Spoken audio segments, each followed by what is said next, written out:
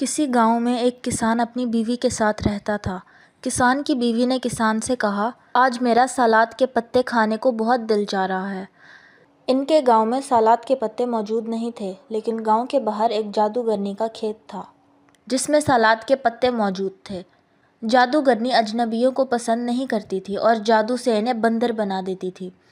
بیوی کی ضد پر کسان نے سلاد کے پتے لانے کی ٹھانی۔ وہ جب جادوگرنی کے ٹھکانے پر پہنچا تو دیوار پھلانگ کر سلاد کے پتے توڑ لیے تو جادوگرنی نے اسے دیکھ لیا اور پوچھا، تم یہاں کیا کر رہے ہو؟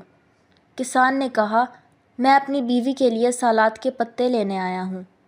جادوگرنی نے کہا، اگر تم پتے لے جانا چاہتے ہو تو میری ایک شرط پوری کرنی ہوگی۔ کسان نے پوچھا، کیسی شرط؟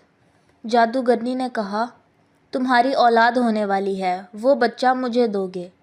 کسان راضی ہو گیا۔ پھر کسان کے ہاں ایک خوبصورت سی بیٹی پیدا ہوئی۔ کسان اور اس کی بیوی خوش تھے اور وہ جادوگرنی سے کیا ہوا وعدہ بھول گئے۔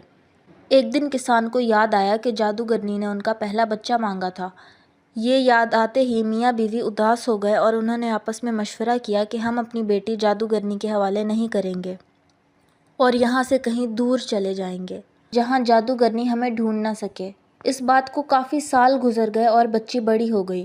وہ بہت عقل مند اور ذہین تھی۔ ایک دن ان کے دروازے پر دستک ہوئی۔ گھر میں کوئی نہیں تھا۔ جب بچی نے دروازہ کھولا تو سامنے ایک مکرو شکل کی بڑھیا کو پایا۔ بچی اسے دیکھ کر گھبرا گئی اور فوراً دروازہ بند کر دیا۔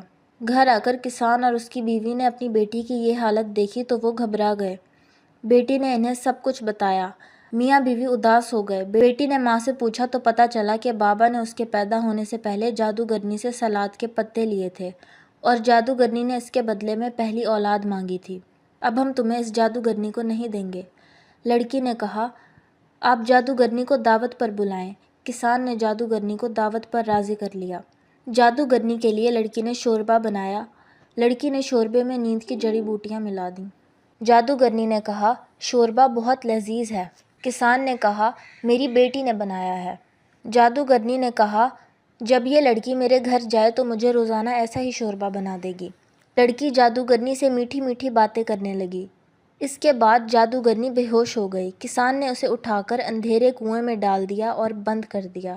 یوں گاؤں والوں کو جادوگرنی سے نجات مل گئی اور سب ہنسی خوشی رہنے لگے۔